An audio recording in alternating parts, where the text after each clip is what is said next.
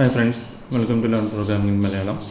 നമ്മളിന്ന് ഈ വീഡിയോയിൽ നോക്കാനായിട്ട് പോകുന്നത്, കഴിഞ്ഞ വീഡിയോയിൽ നമ്മൾ ചെയ്തു വെച്ച ഫോമിന് പെർസണലി ഒരു പ്രോബ്ലം ഉണ്ട്. ഓക്കെ, അപ്പോൾ അതെന്താണെന്ന് വെച്ച് കഴിഞ്ഞാൽ, നമ്മൾ ഈ ഒരു ഫോം സബ്മിറ്റ് ചെയ്ത് കഴിഞ്ഞാൽ ഈ ഒരു പേജിലേക്ക് ഒന്ന് ലാൻഡ് ചെയ്യുമെങ്കിലും നിങ്ങൾ ബ്രൗസറിൽ റീലോഡ് ചെയ്ത് കഴിഞ്ഞാൽ എന്ന് വെച്ചാൽ റീസബ്മിഷൻ ബ്രൗസർ ചോദിക്കും. ഓക്കെ, അപ്പോൾ ഈ ഒരു കാര്യത്തിൻ്റെ ആക്ച്വൽ പ്രശ്നം എന്താണെന്ന് വെച്ച് കഴിഞ്ഞാൽ, നിങ്ങൾക്ക് എത്ര തവണ വേണമെങ്കിലും ഈ ഒരു ഫോം റീസബ്മിഷൻ ചെയ്യാനായിട്ട് സാധിക്കും. ഓക്കെ, അപ്പം റിയൽ കേസിൽ ഈ ഒരു ഫോം സബ്മിഷൻ എന്ന് പറയുന്നത് ഡാറ്റാബേസ് ഇൻസേർഷൻ ആണ്. ഓക്കെ, അപ്പോൾ അങ്ങനെ ഫോം മൾട്ടിപ്പിൾ ടൈംസ് അറിയാതെ പേജ് റീലോഡ് ചെയ്ത് സബ്മിഷൻ എന്ന് പറയുന്നത് ആക്ച്വൽ സെനാരിസിൽ ഒരു ബാഡ് സിറ്റുവേഷൻ ആണ്. ഓക്കെ, അപ്പോൾ അത് എങ്ങനെ പ്രിവെന്റ് ചെയ്യാം എന്നുള്ളതാണ് നമ്മൾ ഈ ഒരു വീഡിയോയിൽ നോക്കാനായിട്ട് പോകുന്നത്. ഓക്കെ, അപ്പോൾ നമ്മുടെ കോഡ് നമ്മൾ അടുത്ത സെക്ഷനിലേക്ക് ചെക്കൗട്ട് ചെയ്യാണ്.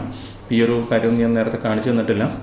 നിങ്ങൾക്കിവിടെ ജിറ്റിലുള്ള കോഡ് നിങ്ങളുടെ പ്രൊജക്റ്റ് നെക്സ്റ്റ് ഒരു വേർഷനിലേക്ക് പോകണമെങ്കിൽ ഈ കമ്മിറ്റി ഹിസ്റ്ററിയിൽ നിന്ന് നിങ്ങൾക്ക് ഈസി ആയിട്ട് അടുത്ത വേർഷനിലേക്ക് ചെക്കൗട്ട് ചെയ്യാവുന്നതാണ്. ഓക്കെ, അപ്പോൾ ഈ ഒരു കാര്യം ഞാൻ നെക്സ്റ്റ് ലെവലിലേക്ക് ഒരു കോഡിനെ മാറ്റി. ഓക്കെ, അപ്പോൾ അതിനുശേഷം നമ്മൾ നോക്കുന്ന ഒരു കാര്യം എന്ന് പറയുന്നത് PRG പാറ്റേൺ എന്ന് പറയും. ഓക്കെ, ഈ ഒരു പ്രോബ്ലം നമ്മൾ സോൾവ് ചെയ്യുന്നത് ആക്ച്വലി റീഡയറക്റ്റ് വെച്ചിട്ടാണ്. ഓക്കെ, അപ്പോൾ ഈ ഒരു ആപ്ലിക്കേഷൻ സ്റ്റാർട്ട് ചെയ്ത് കഴിഞ്ഞാൽ ഇതിൻ്റെ ഇപ്പോഴത്തെ വർക്കിംഗ് നമുക്ക് നോക്കാം.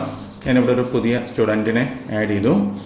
ഇതിപ്പോൾ DBയിൽ സേവ് ആവുന്നില്ല, പക്ഷേ ആക്ച്വലി ഞാൻ സേവ് ഞെക്കിക്കഴിഞ്ഞാൽ ആക്ച്വലി വീണ്ടും ഇത് ഈ ഒരു പേജിൽ വന്ന് നിൽക്കുന്നു. ഓക്കെ, അപ്പോൾ ഡാറ്റാബേസിലേക്കൊന്നും സേവ് ആവാത്തത് കൊണ്ടാണ് ഇതിപ്പോഴും നമ്മുടെ പഴയ സ്റ്റാറ്റിക് ഡാറ്റ കാണുന്നത്.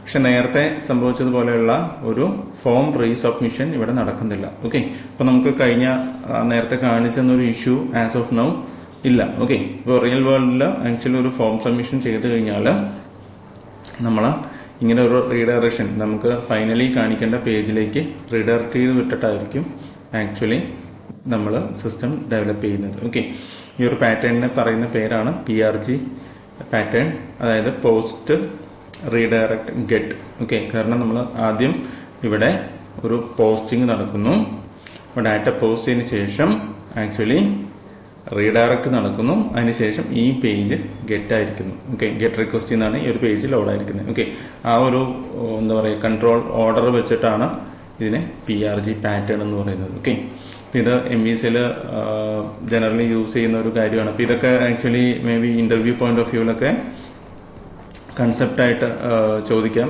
ഈവൻ ദോ ഈ ഒരു കാര്യം വളരെ സിമ്പിൾ ആയിട്ടുള്ളൊരു കാര്യമാണെങ്കിലും ഈ ഒരു കൺസെപ്റ്റ് അറിഞ്ഞിരിക്കുക. ഓക്കെ, അപ്പോൾ ഇവിടെ നമ്മൾ റീഡയറക്ട് ടു ആക്ഷൻ എന്ന് പറയുന്ന ഒരു മെത്തേഡ് കോൾ ചെയ്തിട്ടാണ് അതിൻ്റെ ഇൻഡെക്സ് ആക്ഷനിലേക്ക് ഈ ഒരു പേജിനെ റീഡയറക്ട് ചെയ്തിരിക്കുന്നത്. ഓക്കെ, ഇവിടെ ശ്രദ്ധിക്കേണ്ട ഒരു ഇമ്പോർട്ടൻറ്റ് കാര്യം, ഇവിടെ ക്രിയേഷനൊന്നും ആക്ച്വലി നടക്കുന്നില്ല.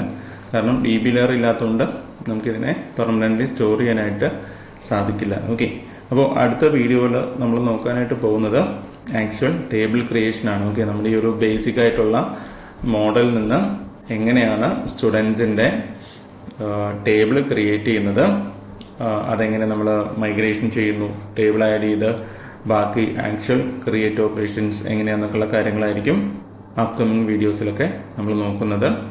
അപ്പോൾ ഈ ഒരു സീരീസ് കംപ്ലീറ്റ് ആയിട്ട് വാച്ച് ചെയ്യുക.